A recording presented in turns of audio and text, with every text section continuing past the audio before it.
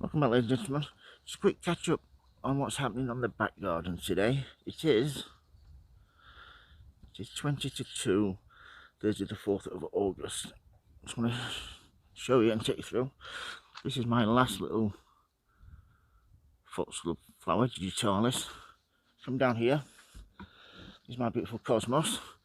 These were late going in, but as you can see, I pruned them back just down here, the centre. That's for all these beautiful side shoots. As we come down, here we have some Clematis flowers. That's absolutely gorgeous. These are also scented, which is brilliant.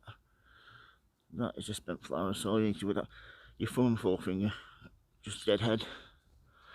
Then we have here digitalis seed pods. Just all those little tiny seeds. All you need to do with those is just give them a chuck on the ground, and that's it. Then they will come back next year. We come down here. This is my geranium perennial. Absolutely gorgeous. And then here we go. These are my cornflowers, which is going to get the first flowers off these, which I'm really looking forward to. One there.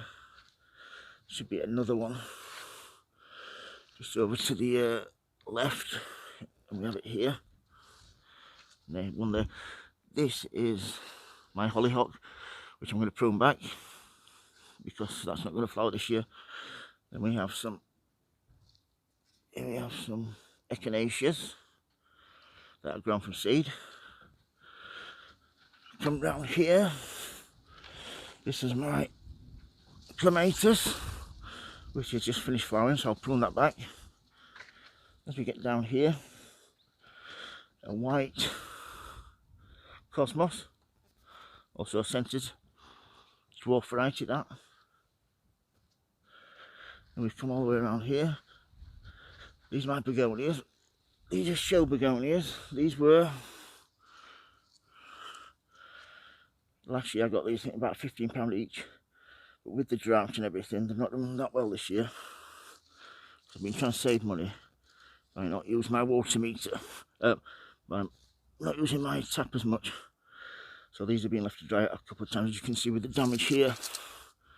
But I'll be able to take some cuttings off those, dig them up before the first frost. And then we come around here. These are my poppies. These are opium poppies, Papaver somniferum. This is what happens if you do not thin them out. I just thought I'd show everybody this. As you can see here at the front, where they've been thinned out a little bit better. You can see the pods there.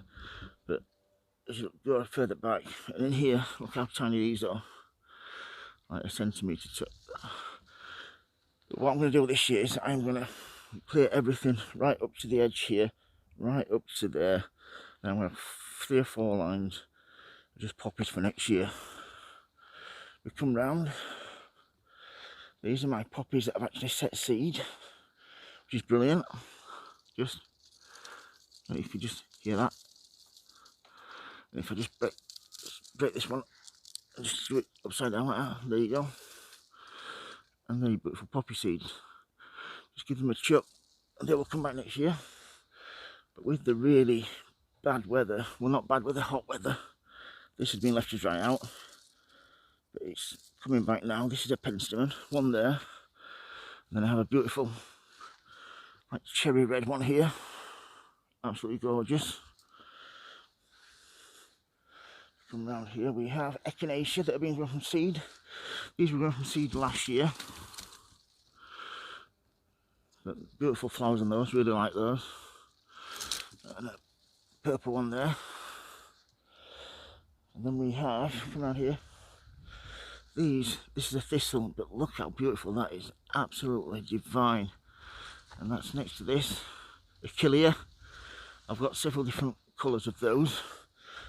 Pampas grass in the corner there, which is brilliant.